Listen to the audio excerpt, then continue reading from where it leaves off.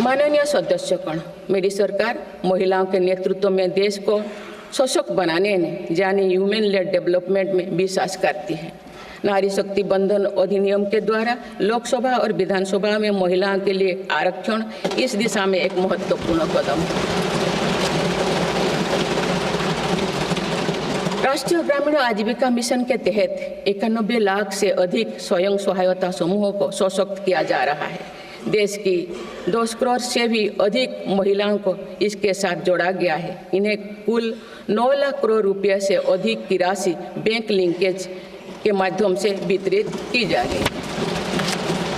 जय साथियों, नमस्कार। मैं दिनेश ठाकुर आपके सामने हाजिर हूं फिर महत्वपूर्ण खबरों के साथ। लेकिन आज किसान, बहनें और बेरोजगार तीनों के लिए कुछ ना कुछ मिलने वाला है और आम जनता की पॉकेट पर, जी हाँ, आम जनता के जेब पर क्या भारी वजन पड़ने वाला है, आज हम उस पर चर्चा करने वाले हैं। ऐसा कभी नहीं हुआ आज तक। जी हाँ, इतना महंगा सोना, इतना महंगा पेट्रोल, यानी कि हर चीज के दाम जो है ये आसमान छू रहे हैं।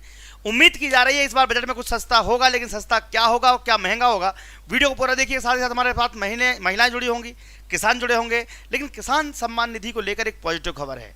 किसानों को इस बार जो किस्त है वो बढ़ सकती है। जी हाँ, साल भर में 8,000 रुपये मिल रहे थे, इस बार वो 10,000 रुपये मिल सकते हैं। साथ में सोना चांदी को लेकर भी बड़े कयास लगाए जा रहे हैं। सोना 1 लाख रुपये किलो, सोना 1 लाख रुपये तोला और चांदी 1 लाख रुपए किलो तक बिक सकती है। इसको लेकर कयास लगाए जा रहे हैं। हालांकि पेट्रोल डीजल के दामों में अब देखिए, भले सस्ता करने वाले हैं, लेकिन कितना, 1.5 रुपए डीजल और 2 रुपए पेट्रोल। इसमें होगा क्या, मतलब कि आप पहले 15 रुपये बढ़ा दो और 2 रुपये कम कर दो। लेकिन वीडियो को पूरा देखिएगा। आज हम बात करने वाले हैं, उन सब चर्चा करने वाले हैं। गैस सिलेंडर पर बात करने वाले हैं।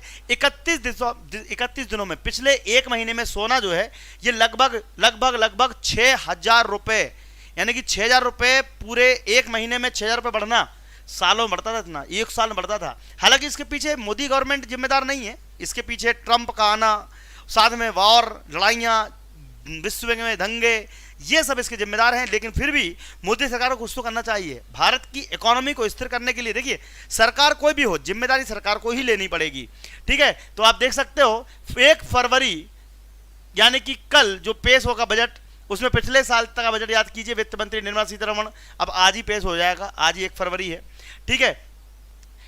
पिछले साल का बजट याद कीजिए। वित्त मंत्री निर्मला सीतारमण ने कस्टम ड्यूटी 15 से घटाकर 6% कर दी थी, जिसके बाद सोने की कीमतों में फौरन करीब 4,000 रुपये की गिरावट देखी गई थी।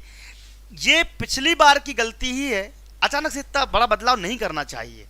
अब इस बार क्या लग रहा है लोगों को, फिर से कस्टम ड्यूटी कम कर देंगे, इससे क्या होगा, सोना फिर सस्ता हो जाएगा। इस चक्कर में महंगा कर दिया। अब लेकिन इस बार तो कस्टम ड्यूटी इससे कम होने वाली नहीं है। अब जितनी कस्टम ड्यूटी पिछली बार घटा दी गई, अब घटाने की कोई गुंजाइश ही नहीं है। इसका मतलब सोना होगा महंगा और 1 लाख रुपए तोला तक सोना मिल जाएगा। हालांकि इस बार राजस्व की जरूरत भी है। 30 दिनों में सोना 1 लाख रुपए प्रति ग्राम तक हो सकता है। तो इस महीने में सोना बहुत बढ़ने वाला है। इसीलिए जो चाहे कल खरीद लो, आज खरीद लो, सोना खरीद लो, लेकिन अब नुकसान ना हो जाए आपका, इसलिए, ठीक है। पेट्रोल डीजल इस बार बजट में सस्ता महंगा देखें तो पेट्रोल डीजल की एक्साइज ड्यूटी में कटौती की जा सकती है, जिससे अभी पेट्रोल 19 रुपये और डीजल पर 15 रुपये लग रही है, जो कि कम हो सकती है और 20% कम होकर इसमें आपका पेट्रोल डीजल लगभग पेट्रोल 94 रुपये दिल्ली में, मुंबई में 103 रुपये, कोलकाता में 103 रुपये जो अभी आ रहा है, इनमें सब में 2-2 रुपये की गिरावट हो जाएगी। तो ये एक बड़े ऐलान यहाँ पर किए गए हैं। पीएम किसान सम्मान निधि 6,000 रुपये से बढ़कर 12,000 रुपये, क्या बात है। 6,000 रुपये की जगह पर 12,000 रुपये मिलने वाली है। अभी एक्चुअल में इस महीने 10,000 रुपये तक करने की बात की जा रही है, लेकिन इस साल के अंत तक यानी दिसंबर तक 2-2 हज़ार रुपये की जगह पर अब 6,000 रुपये की बढ़कर 12,000 रुपये की जा सकती है। इस योजना में अभी 9.4 करोड़ से ज़्यादा किसानों को 3 किस्तों में 2-2 हज़ार रुपये ट्रांसफर किए जाते हैं। आयुष्मान भारत योजना, इसका दायरा बढ़ाया जा सकता है। अभी आर्थिक रूप से कमजोर और 70 साल के बुजुर्गों को इसका लाभ मिलता है, लेकिन इस योजना में 36 करोड़ से ज़्यादा कार्ड बनाए जा चुके हैं। इससे कम आयु सीमा के लोगों को भी इसमें ऐड किया जाएगा। तो ये बड़ी बातें हैं बजट की। इस बार बजट में खेला होने वाला है, क्योंकि अब इसके बाद सरकार क्या है, सरकार के 2-3 साल बचे हुए हैं, इसके बाद तो उनको कुछ करना नहीं है। पेंशन स्कीम की बात करें तो पेंशन राशि दुगनी यानी कि 10,000 रुपये की जा सकती है।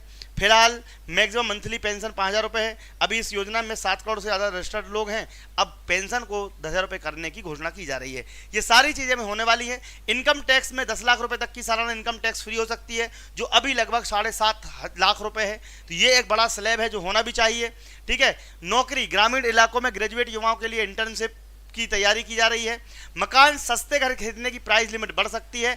मेट्रो शहरों के लिए अफोर्डेबल हाउसिंग प्राइस 45 लाख रुपए से बढ़कर 70 लाख रुपए की जा सकती है। यानी कि अगर कोई 70 लाख रुपए तक का घर खरीदेगा तो उसके सरकारी योजना के तहत छूट मिलेगी। अन्य शहरों में इसकी लिमिट 50 लाख रुपए की जा सकती है।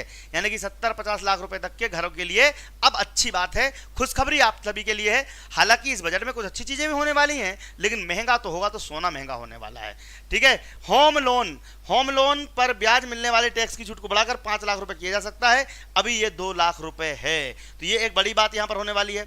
सरकार किसानों को फसलों का उचित दाम दिलाने और उनकी आय बढ़ाने के लिए समर्पित भाव से काम कर रही है। एक तरफ देखा जाए तो आज के भाषण को लेकर सोनिया गांधी और राहुल गांधी ने बोरिंग कहा। सोनिया गांधी ने तो राष्ट्रपति द्रौपदी मुर्मू को बेचारी कह दिया, जिससे उनको ट्रोल हो गई हैं।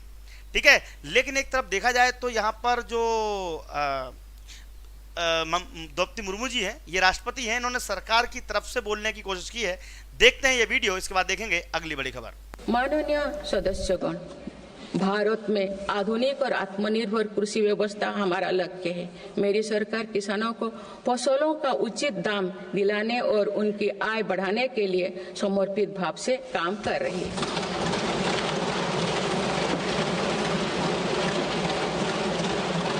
वर्ष 2023-24 में रिकॉर्ड 332 मिलियन टन अनाज उत्पादन हुआ है और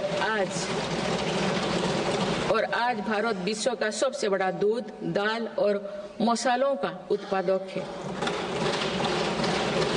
सरकार ने खरीफ और रबी फसलों के एमएसपी में निरंतर बढ़ोतरी की है। पिछले 10 दशक में धान, गेहूं, दलहन, तिलहन और मोटे अनाज की खरीद पर 3 गुना ज्यादा राशि खर्च की गई है। द्रौपदी मुर्मू का काफी बयान वायरल हो रहा है, क्योंकि उन्होंने सरकार की तारीफ भी की। नारी शक्ति वंदन अधिनियम के द्वारा लोकसभा और विधानसभाओं में महिलाओं और आरक्षण की दिशा में महत्वपूर्ण कदम उठाए हैं, इस पर भी बात कही। यानी कि नारियों के लिए कुछ ना कुछ किया जा रहा है, किसानों के लिए कुछ ना कुछ किया जा रहा है, सरकार सभी के लिए कुछ ना कुछ कर रही है। इसका मतलब यह है कि सरकार अच्छा कर रही है।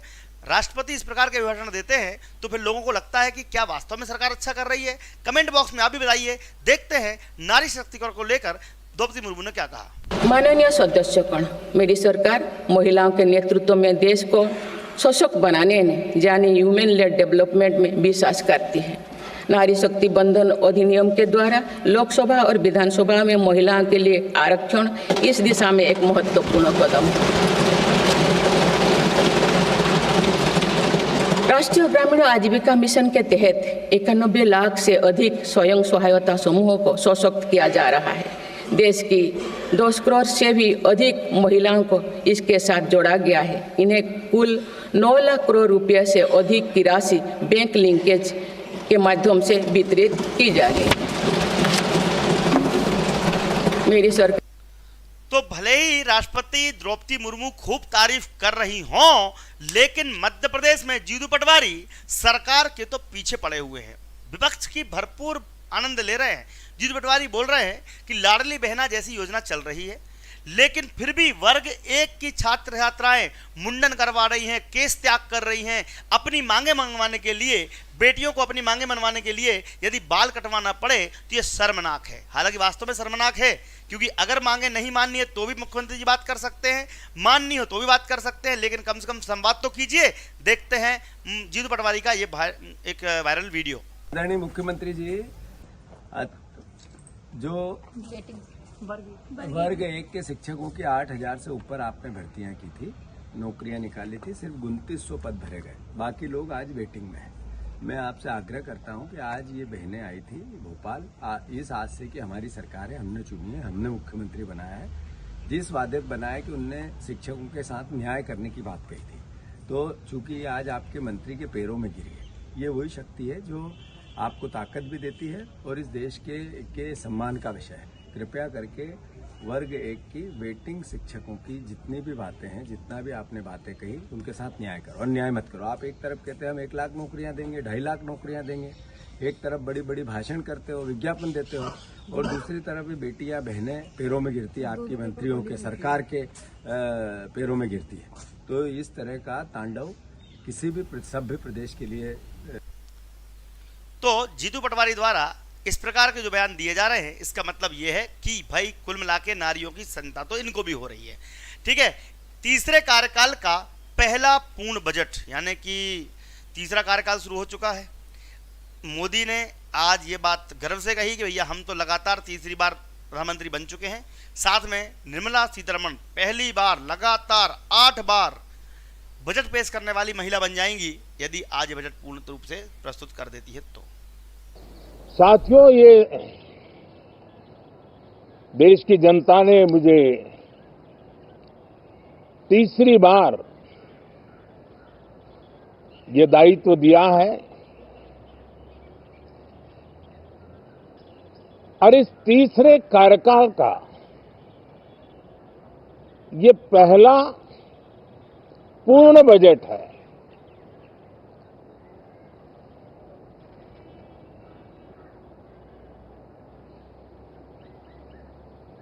और मैं विश्वास से कह सकता हूं कि 2047। तो मोदी द्वारा दिए गए भाषणों के बाद आपको क्या लगता है कि आज क्या ऐसा होने वाला है? लेकिन हाँ, अगर आपके घर में कोई महिला तैयारी कर रही है, महिला सुपरवाइजर की बुक अवेलेबल है, आप चाहें तो आखिरी सहारा नाम की एक किताब है, 5000 MCQs हैं जिनकी प्रैक्टिस सेट सॉल्व पेपर के नाम से मार्केट में मिल रही है। नहीं मिल रही है तो आप एप्लीकेशन से ऑर्डर कर सकते हैं, तैयारी कर सकते हैं। महिला सुपरवाइजर का कोर्स भी आपको मिल रहा है, प्रिंटेड बुक भी मिल रही है मात्र 800 रुपये में। ऐसे ही आप दीप्ति सिंह अकेडमी का एप्लीकेशन डाउनलोड कर लीजिए, यहाँ पर आपको सभी एग्जाम की तैयारी मिलती है आसानी से कम पैसों में करने की। और हमारी टीम जो है, मध्य प्रदेश की शानदार टीम लगातार आपको पढ़ा रही है, तो कृपया करके चैनल सब्सक्राइब कीजिए। और पढ़ाई करने के लिए अभी 7 बजे फिर से एक लेक्चर होगा। जय हिंद, जय भारत, आपका दिन शुभ रहे, धन्यवाद।